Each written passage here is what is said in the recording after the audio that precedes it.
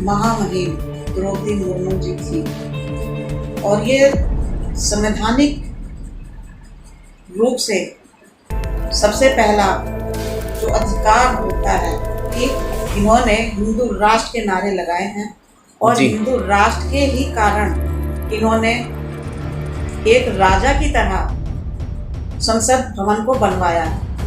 बताया गया है कि राष्ट्रपति क्योंकि दोनों सदनों की मुखिया हैं, इसलिए प्रधानमंत्री के जो कार्य प्रणाली है, जो अधिकार हैं, वो प्रधानमंत्री के ज़्यादा हैं और राष्ट्रपति के कम हैं। लेकिन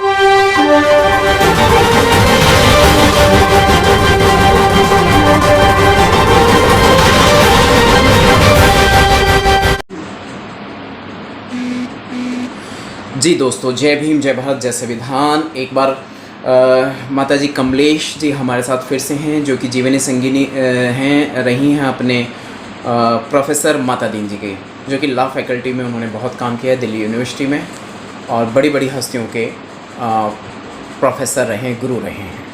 तो अभी नई संसद पर बात करना चाहेंगे, और नई संसद में राष्ट्रपति महामहिम द्रौपदी मुर्मू जी को नहीं बुलाया गया, इसके पीछे क्या लॉजिक है, क्या कारण है और क्या ठोस वजह है?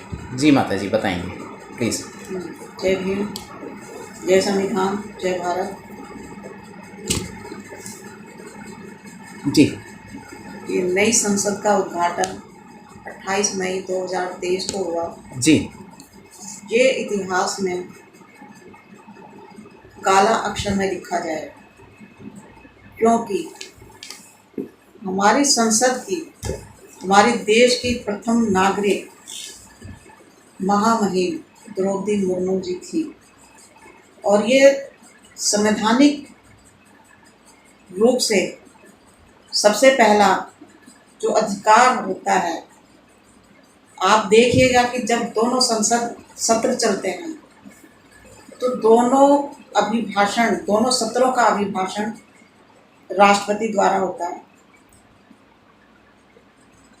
जो संसद हमारी चलेगी उसमें लास्ट में भी और शुरू में भी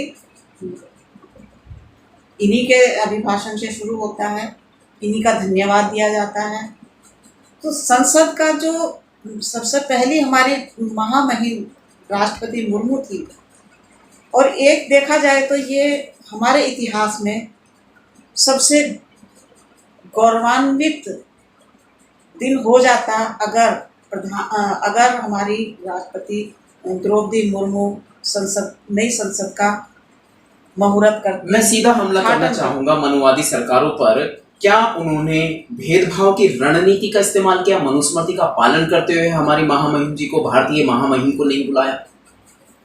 देखिए, जब से 2014 से प्रधानमंत्री मोदी जी बैठे हैं, वो संविधान की शपथ तो लेते हैं, लेकिन वो उनका दिखावा है, दिखावा मात्र है जी। ये शुरू से ही इन्होंने हिंदू राष्ट्र के नारे लगाए हैं और हिंदू राष्ट्र के ही कारण इन्होंने एक राजा की तरह संसद भवन को बनवाया है जी।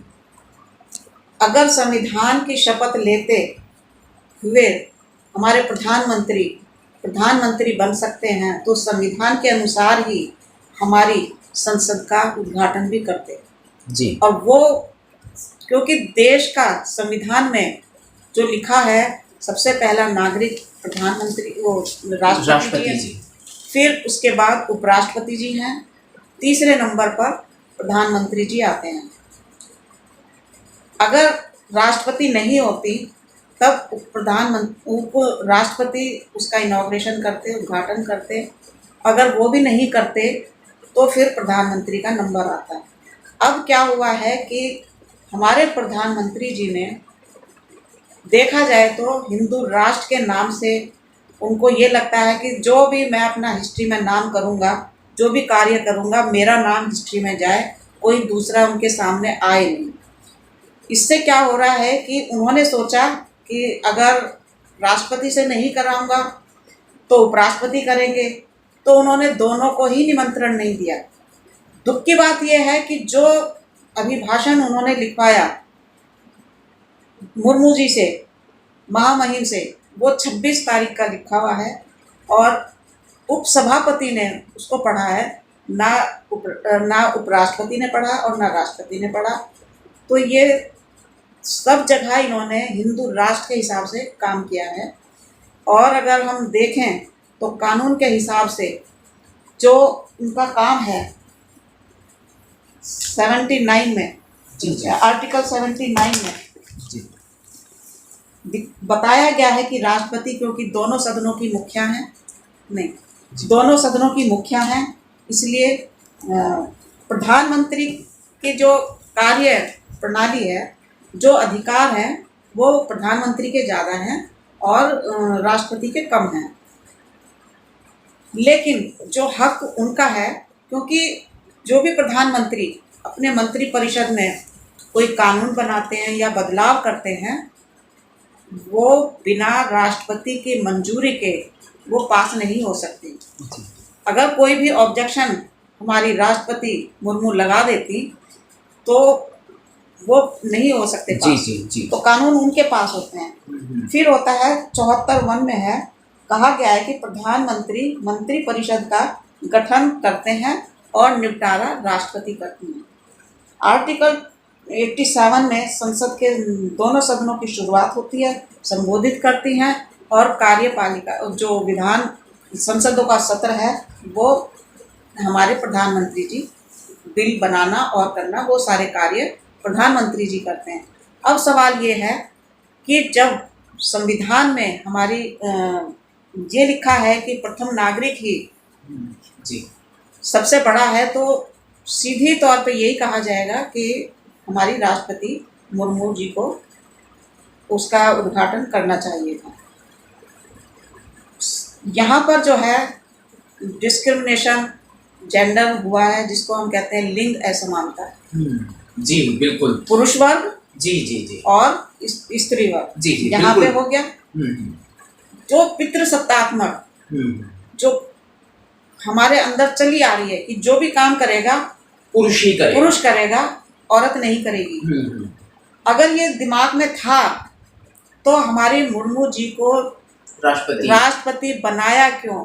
जी, ये दुनिया की संपत्ति लेने के लिए जब राष्ट्रपति बनाया गया और अपोजिशन ने मात्र विरोध किया, सत्ता जमाने के लिए कि भाई देखिए एक महिला राष्ट्रपति है, तब इन्होंने उसका जो मुद्दा उठाया कि एक औरत के लिए, एक दलित महिला, एक आदिवासी महिला के लिए विरोध कर रहा है अपोजिशन, विपक्ष पार्टी।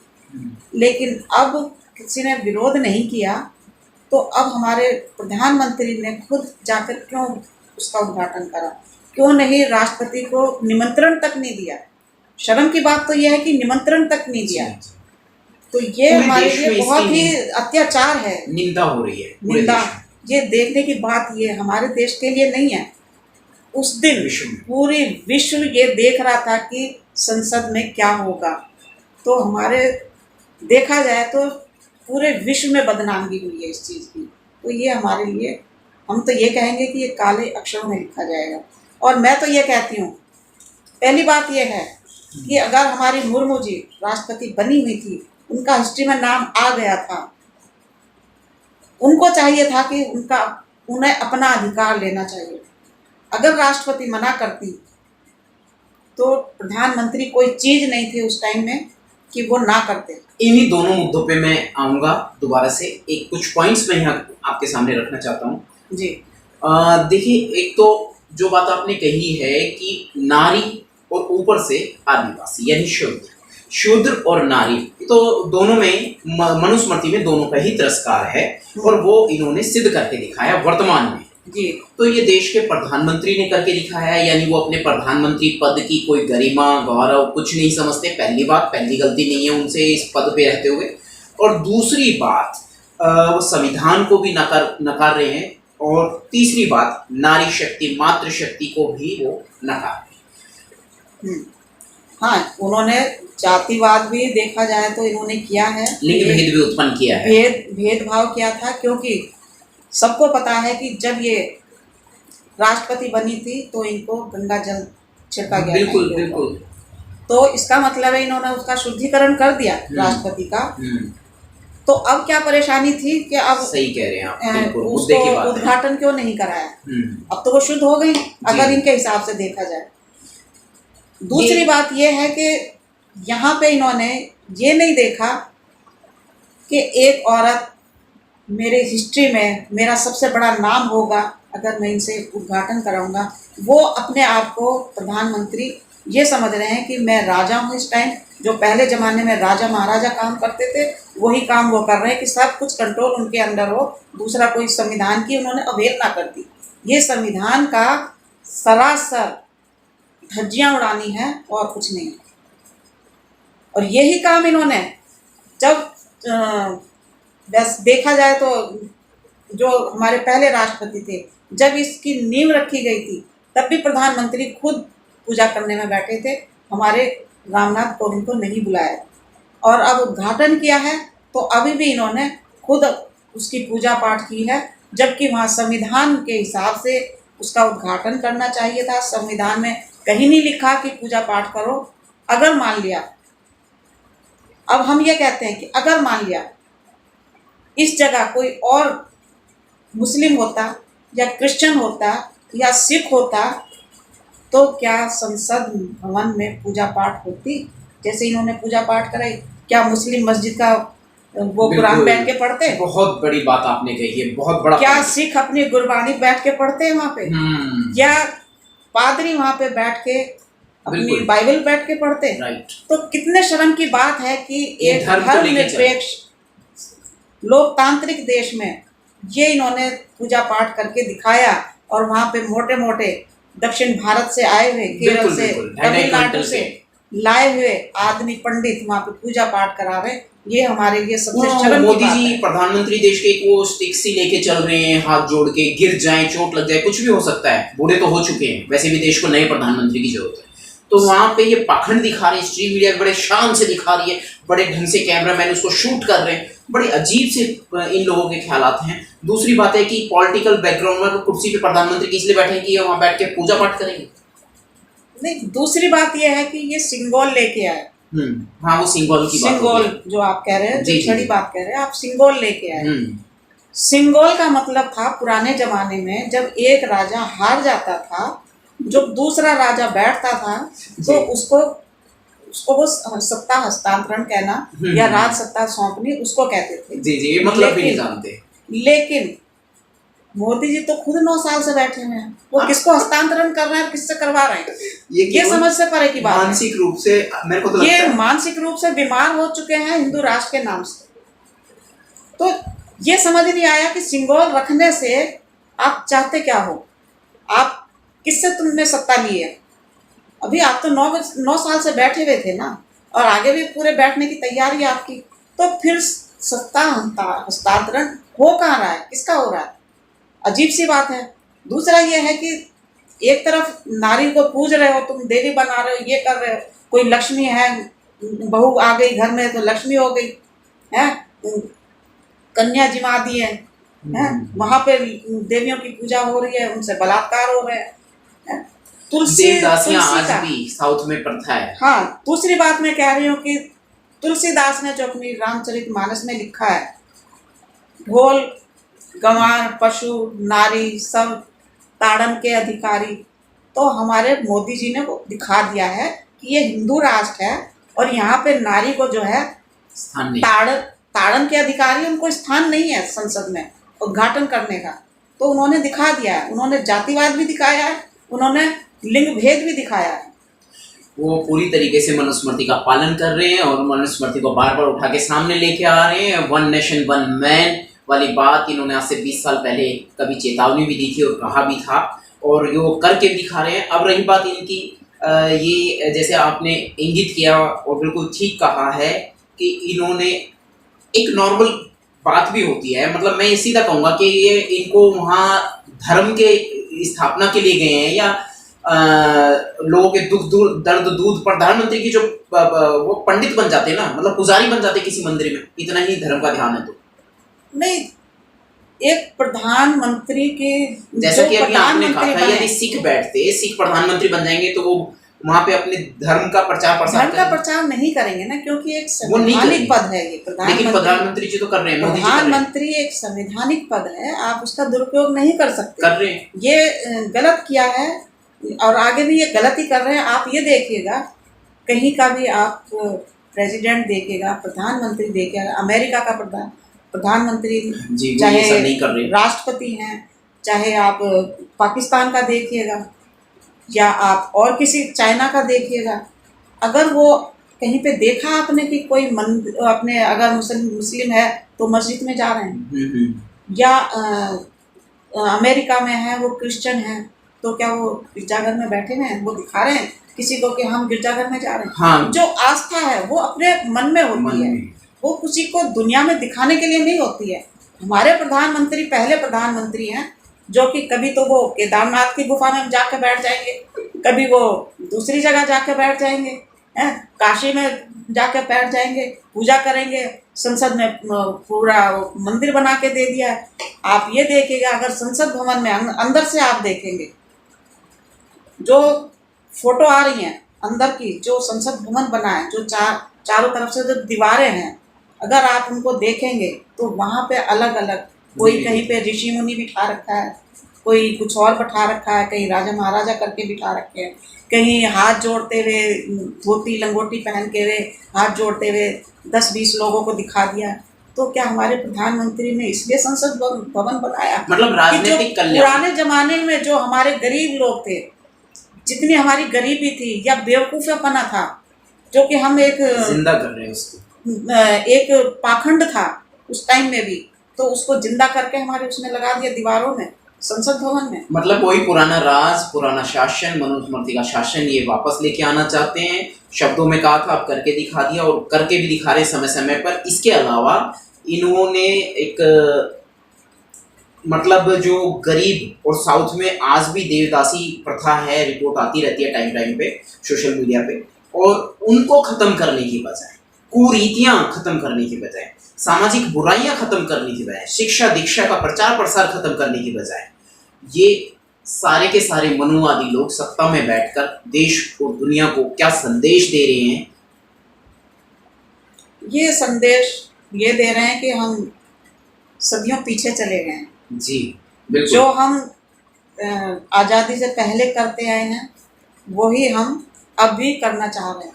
जापान में तरक्की के सीक्वेंस दिखाए जाते हैं और यहाँ पे पिछड़ेपन के सीक्वेंस दिखा रहे हैं। हाँ, ये अपना पुराना राग अलाप रहे हैं, ये मनुस्मृति को याद करते हैं, और जो आजकल वैज्ञानिक सोच है उसको खत्म कर, ध्वस्त करने में लगे हुए हैं। उसको दूसरी बात, टेक्नोलॉजी का भी ये दुरुपयोगी कर रहे हैं, वहाँ पे भी धर्म पाखंडी फैला रहे हैं। एक बात और है कि जो देश की तरक्की पे बाधा भी बनने बैठे हैं। हाँ, जब हम कोई वैज्ञानिक सोच नहीं करेंगे, कोई हम साइंस के हिसाब से काम नहीं करेंगे, जो हर देश जो है तरक्की का रास्ता चुन रहा है, कोई ऊपर स्पेस में जाने की बात कर रहा है, कोई नई नई टेक्नोलॉजी हर एक चीज़ में ला रहे हैं, हम कह रहे हैं कि हम मंदिर बना रहे हैं, मस्जिद इनसे तो देश की भुखमरी और बीमारियां खत्म नहीं हो रही, उस पर कंट्रोल नहीं है। आजकल शिक्षा का विकास नहीं है, शिक्षा और हेल्थ तो बिल्कुल नीचे चले गए हैं, रोजगार तो नाम मात्र के रोजगार रह गए हैं, महंगाई चरम पर है। जो भी वैकेंसी हैं उनको ये जानबूझकर नहीं भर रहे हैं। जो हमारे शिक्षा है उसकी तो ऐसी हालत हो रही है कि नई शिक्षा नीति में आपसे 10 साल बाद देखना कि हमारे जो गरीब आदमी हैं वो 10वीं में पास नहीं कर पाएंगे, क्योंकि उसका कारण है 10वीं 12वीं के बाद वो पढ़ ही नहीं पाएंगे।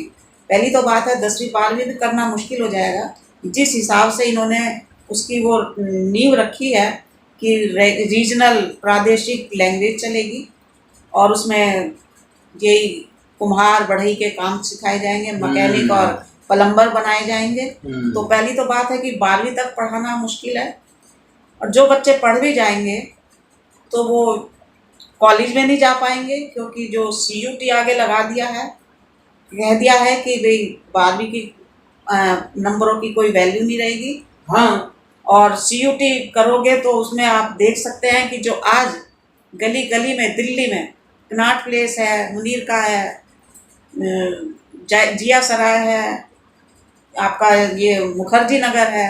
यहाँ गली गली में सीयूटी की कोचिंग की दुकानें खुल गई हैं।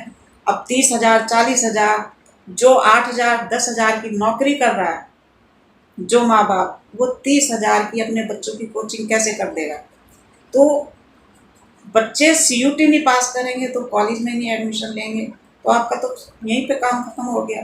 तो आपके आईएएस बनना, इंजीनियर बनना, डॉक्टर बनना, कोई भी ऑफिसर बनना, वो सब ये सरकार खत्म कर रही है नई शिक्षा नीति ला के। तो सॉरी, इसलिए जो नई है शिक्षा बहुत, नीति नहीं है इनकी, ये पता नहीं कोई ये कौन सी नीति है। पुरातन ही, ये वही चाह रहे हैं कि जो मनुस्मृति में नहीं पढ़ते थे, उनको आज्ञा नहीं थी, तो वही अब वही घुमा फिरा कर सामने वही घुमा फिरा के शिक्षा का सत्र खत्म कर रहे हैं। खत्म दूसरी कर बात दिया।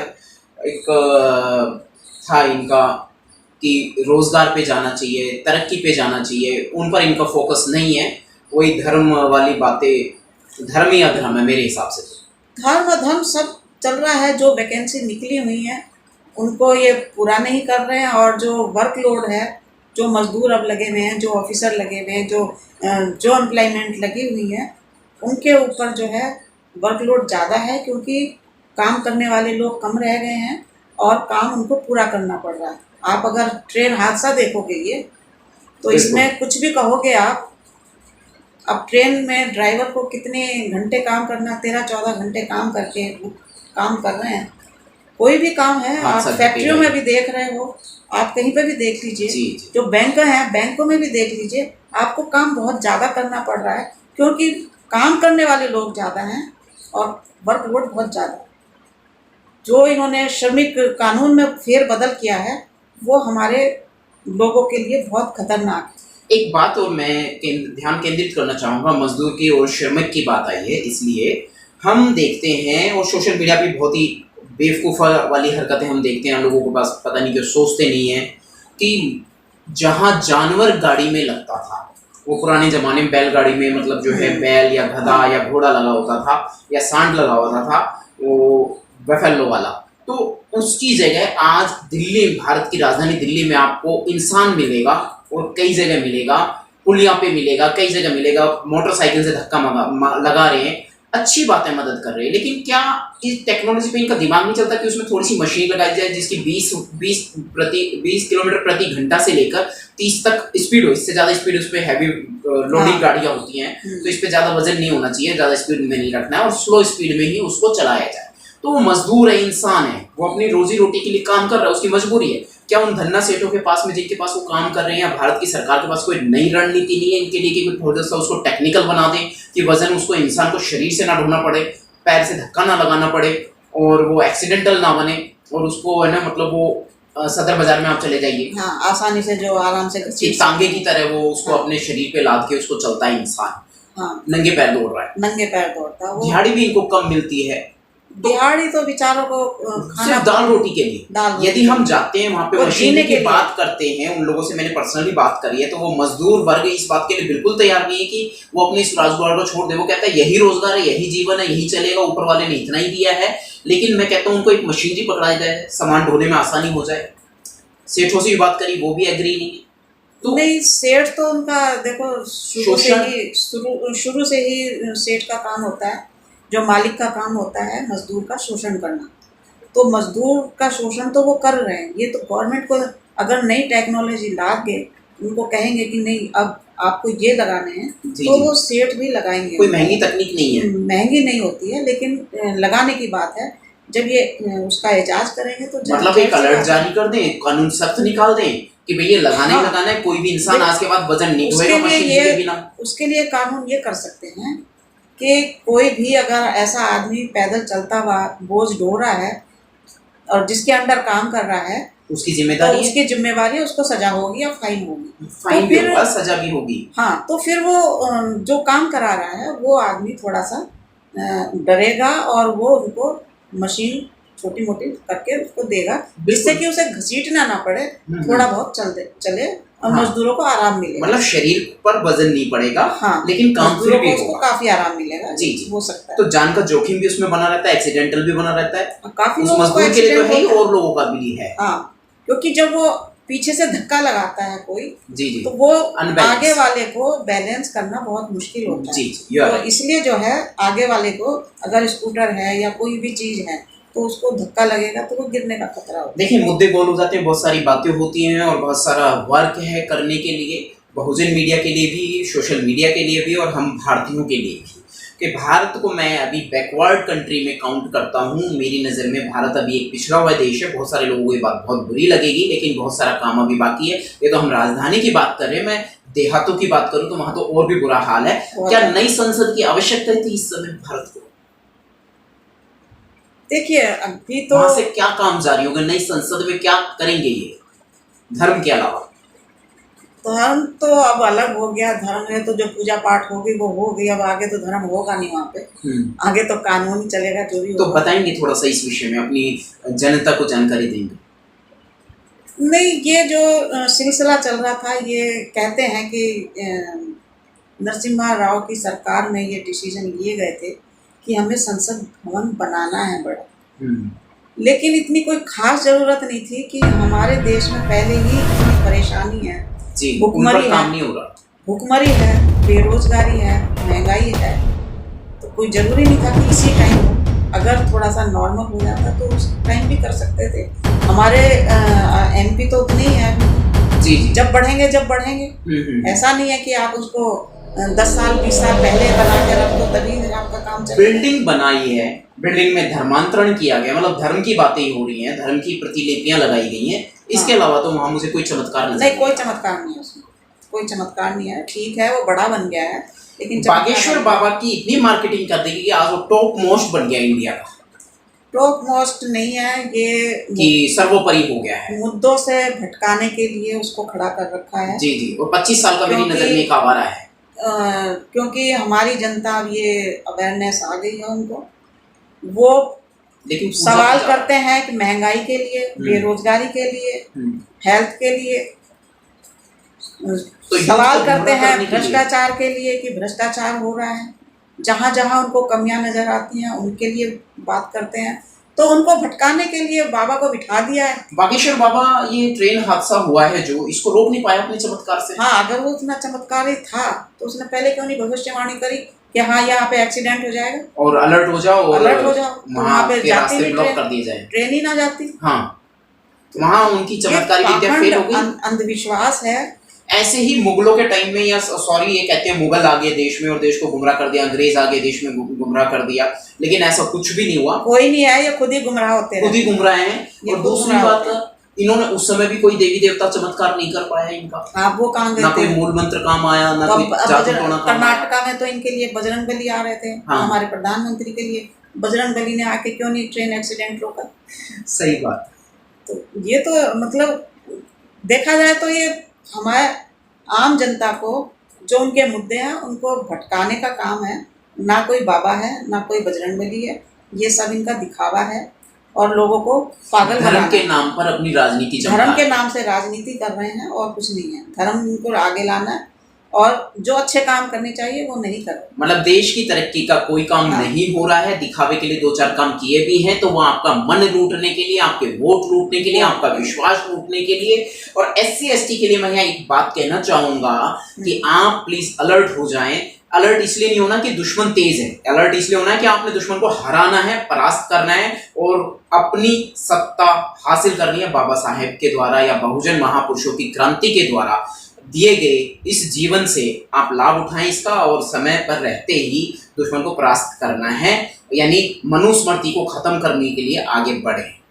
हाँ, ये हमें एकता अपनी बना के रखनी है। जितने भी हमारे अलग अलग दल बने हुए हैं उनको एक साथ आना पड़ेगा और हिंदू धर्म, हिंदू राष्ट्र, इसको खात्मा के दिन आ गए हैं, इसको ख़त्म करना चाहिए। हम सबको एक साथ एक आवाज़ में अपने राष्ट्र को संविधान के हिसाब से, बाबा साहब का जो संविधान है उसके हिसाब से हमें चलाने के लिए खुद अपने आप आगे आना चाहिए। जी जी, तो बहुत बहुत शुक्रिया। नई संसद पे कुछ बात हुई, कुछ देश के बुरे हालातों पर बात हुई और मैं उम्मीद करूँगा माता जी कमलेश माता दीन जी के इन गहरे विचार विमर्श पर और इस शोध करने वाले विषयों पर आप ध्यान देंगे और वीडियो को वायरल करेंगे।